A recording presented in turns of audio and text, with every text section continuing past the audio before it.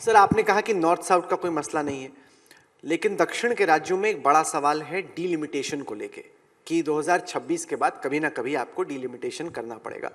और उनको चिंता यह है कि जो दक्षिण के राज्यों की सीटें हैं वो कम हो जाएंगी, उत्तर के राज्यों में चूंकि जनसंख्या ज़्यादा है वहाँ की सीटें बढ़ जाएंगी। कुछ आंकड़े मेरे साथ हैं, ये अमेरिका के एक पॉलिटिकल स्कॉलर हैं मिलन वैष्णव, उन्होंने किए।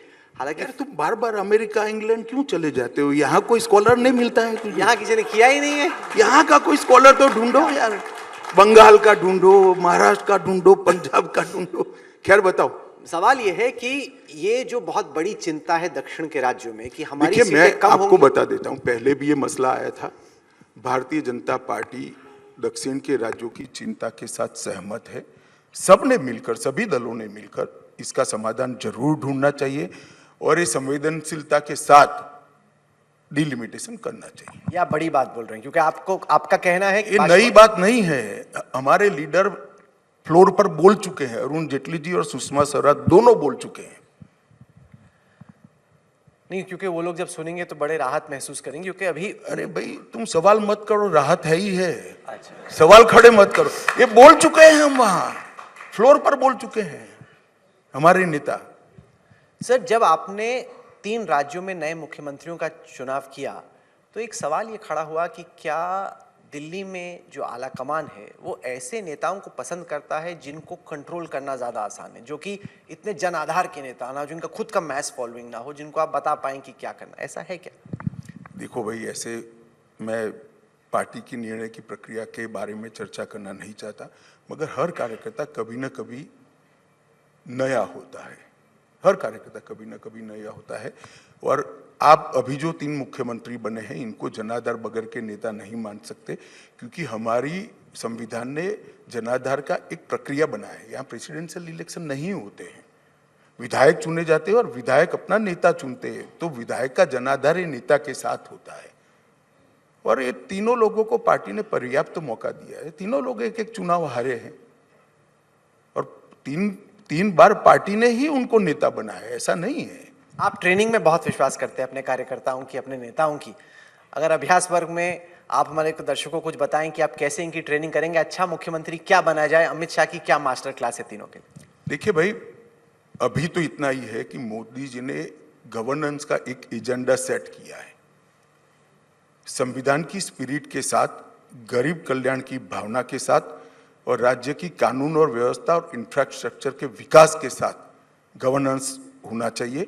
वो मॉडल को जो फॉलो करता है, सक्सेसफुली जमीन पर उतारता है, वो अच्छा नेता माना जाएगा।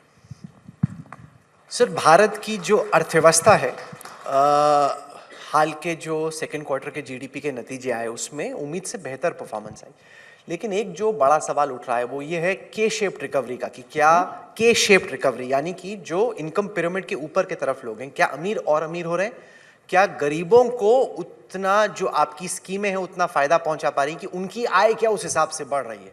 इसको कैसे आप देखिए, एक बार समझ लीजिए, आजादी के बाद किसी एक 10 साल में सबसे ज्यादा संख्या गरीबी रेखा की ऊपर आई है तो वो मोदी जी के 10 साल में आई है। 13 करोड़ लोग गरीबी की रेखा के बाद।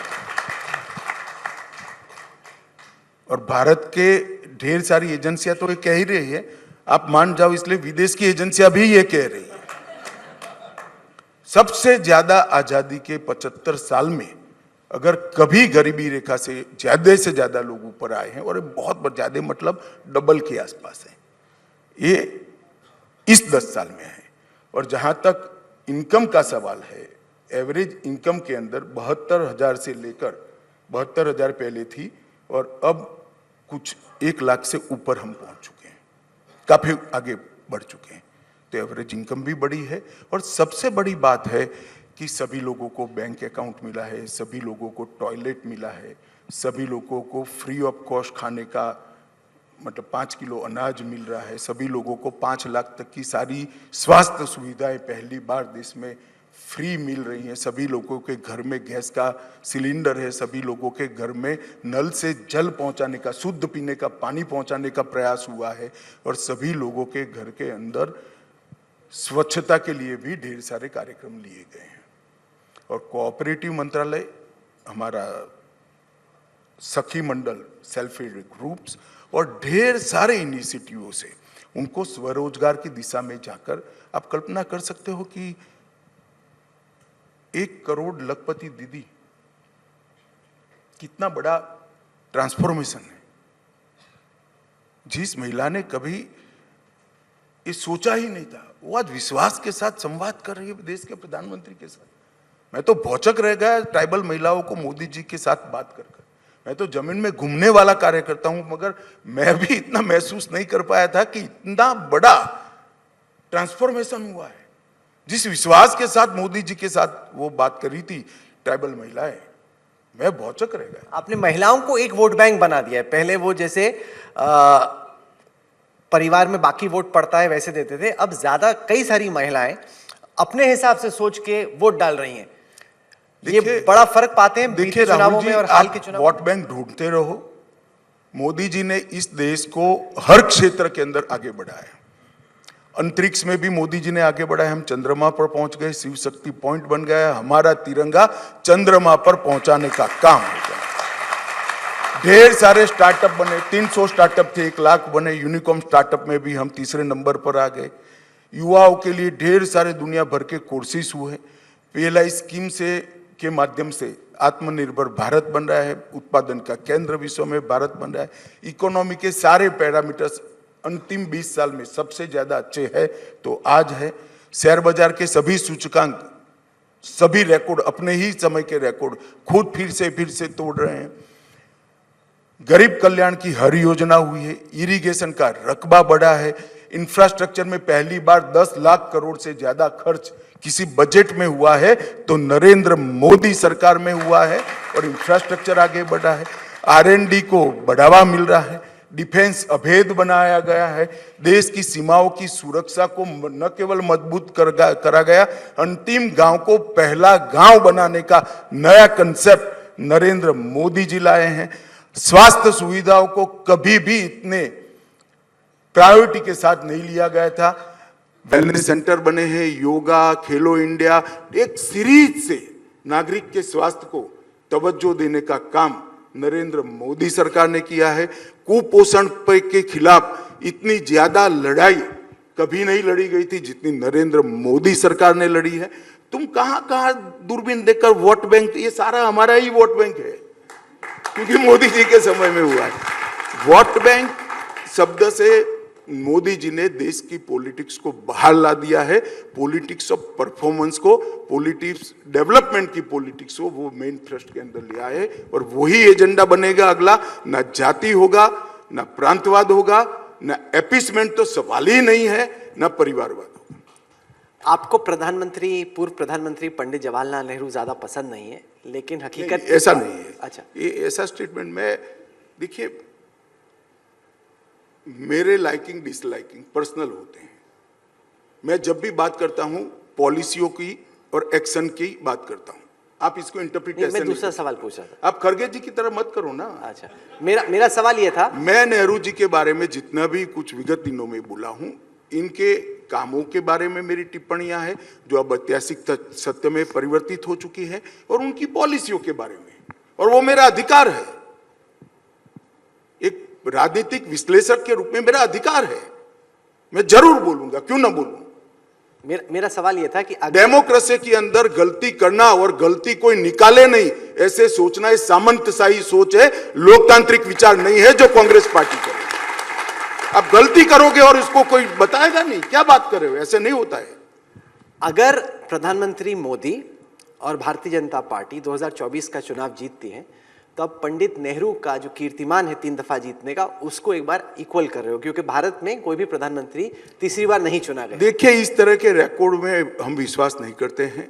हम परफॉर्मेंस में विश्वास करते हैं, एक पवित्र उद्देश्य में विश्वास करते हैं और जनता के एजेंडा में विश्वास करते हैं। मुझे लगता है कि तीनों हमारा स्पष्ट है, इसलिए मोदी जी का तीसरी बार प्रधानमंत्री बनना बिल्कुल निश्चित, दीवार पर लिखा हुआ मैं पढ़ रहा हूं और बड़े मार्जिन के साथ।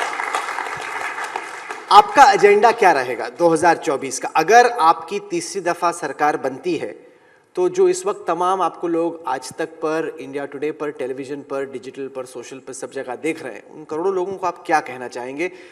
सरकार का एजेंडा क्या रहेगा? देखिए, हमारा एजेंडा बहुत स्पष्ट है। मोदी जी ने अमृत काल की शुरुआत कर दी है।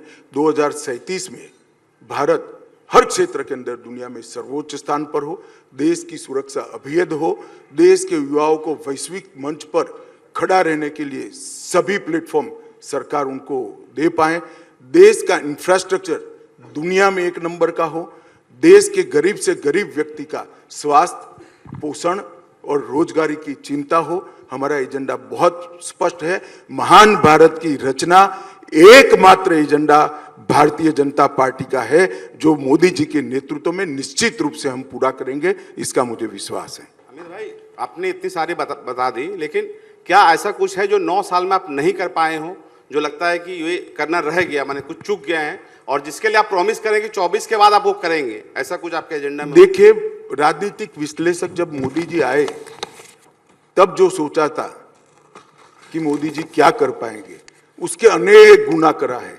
जहां तक देश के विकास का सवाल है, देश के स्टेटस बढ़ाने का सवाल है, हम तो कभी संतोष नहीं प्राप्त करेंगे, क्योंकि ये भूख इतनी बड़ी है हमारी पार्टी की कि वो कभी पूरी नहीं हो सकती। अनंत प्रयास करते रहेंगे।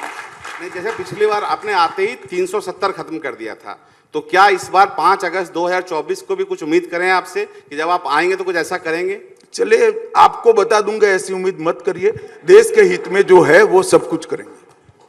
सर, जब चुनाव के नतीजे आए उसके बाद आपको थोड़ा सा रिलैक्स करने का टाइम लगा, या एकदम आप फौरन काम पे लग गए? और जब चुनाव के नतीजे आ रहे थे, क्या उस टाइम पर आपको टेंशन थी कि कुछ निकल सकता है हाथ से? क्या कुछ ऐसा हुआ चुनाव के नतीजे आते आते जिसकी आपको खुद भी उम्मीद ऐसा नहीं? नहीं होता है। देखिए, हम लोग तो वर्षों से चुनाव के अंदर एक बूथ के कार्यकर्ता से काम करते करते यहाँ तक पहुंचे। हार जीत जनता तय करती है, और ये जनता का जो भी प्रसाद हो, अच्छा हो बुरा हो, ग्रहण करना और आगे और मजबूती के साथ जाना। जीत मिले तो हंकारी मत होना, हार मिले तो निराश नहीं होना, ये भारतीय जनता पार्टी का मूल सिद्धांत है। सब भारत की क्रिकेट टीम वर्ल्ड कप में बहुत अच्छा खेल रही थी, 10 मैच एक के बाद एक जीते, फाइनल में जाके ऑस्ट्रेलिया से हार गए। 24 के आम चुनाव से पहले आपकी सबसे बड़ी नंबर 1 चिंता क्या है? मैं चिंता का तो कोई कारण नहीं देख रहा। मेरा मन का इच्छा है कि मीडिया हमें समझ ले, बस एक बार हमारे काम को अच्छे से इंटरप्रेट करे, इतना एक चिंता है। बाकी कोई चिंता मुझे नहीं दिखाई पड़ती। आपसे हमारी मुलाकात अहमदाबाद में नरेंद्र मोदी स्टेडियम में जब इंडिया पाकिस्तान का मैच चल रहा था तब हुई थी। और सबको मैं बताना चाहूँगा कि अमित शाह साहब क्रिकेट न केवल काफ़ी फॉलो करते हैं, पर उन्होंने बताया कि खेलते भी थे। आपने बताया कि आप ऑफ स्पिनर थे और बैटिंग भी किया करते थे। आपको स्ट्रैटेजी का भी शौक है। अगर जब आप उस फाइनल को देखते हैं इंडिया और ऑस्ट्रेलिया के, तो उसकी स्ट्रैटेजी में आपके हिसाब से कहाँ चूक रही? क्या हम देखिए, बाहर रहकर इसकी मीमांसा नहीं करनी चाहिए। जो खेल के मैदान में है, ये करोड़ों अपने फैंस के दबाव में भी खेलते हैं, फाइनल होता है, बहुत बड़ी बात होती है। और क्रिकेट एक ऐसा खेल है जिसमें हमेशा भाग्य भी साथ देता है खिलाड़ियों को, और बहुत अच्छा खेली है हमारी टीम में, इतना ही कहना चाहूँगा। हार जीत होती रहती है, स्पिरिट के साथ रहना चाहिए, स्पिरिट के साथ इसको लेना चाहिए। और मेरी बहुत शुभकामना है भारतीय टीम को कि आप बहुत अच्छा खेले हो, और पूरे देश को आपके क्रिकेट पर नाज है। आगे बढ़ते रहिए। थोड़ा आप बताएंगे प्लीज हमें अपने ऑफ स्पिनर दिन के बारे में? चलिए, हो गया भाई, पर्सनल कुछ इसमें होता नहीं। इन्होंने बताया था काफी शौक है इनको। चलो छोड़िए भाई, अच्छा। पर्सनल चीजें सार्वजनिक करने के लिए। चलिए, गृह मंत्री अमित शाह साहब, आप आए, आपने एक तरीके से आत्मविश्वास जताया। 2024 के चुनाव पर आपने कहा कि ये तो देश की जनता तय करेगी कि होना क्या है, लेकिन कई दफा आपने ही कहा है कि आपको लगता है कि कभी भी कार्यकर्ता को ये टेकन फॉर ग्रांटेड नहीं लेना चाहिए कि हम जीत ही रहे हैं, कि ऐसा ना हो अगर सभी लोग मान लें कि हम जीत रहे हैं, तो आपको लगता है कि थोड़ा आलस आने का एक खतरा है? नहीं, जरा भी नहीं लेना है। ना हम टेकन फॉर ग्रांटेड ले रहे हैं, हमें सीटें बढ़ानी है भाई।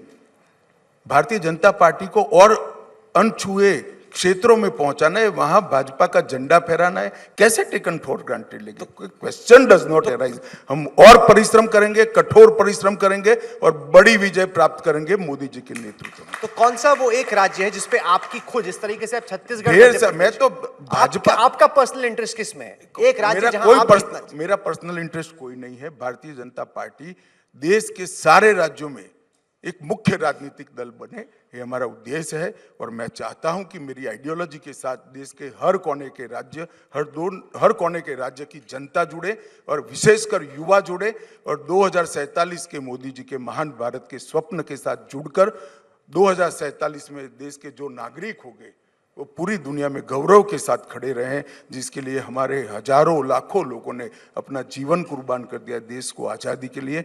इसके स्वप्न हम पूरे करने में सफल हो, यही हमारा प्रयास है। और मोदी जी का नेतृत्व भी इसी दिशा में जा रहा है, इसका मुझे बहुत संतोष है।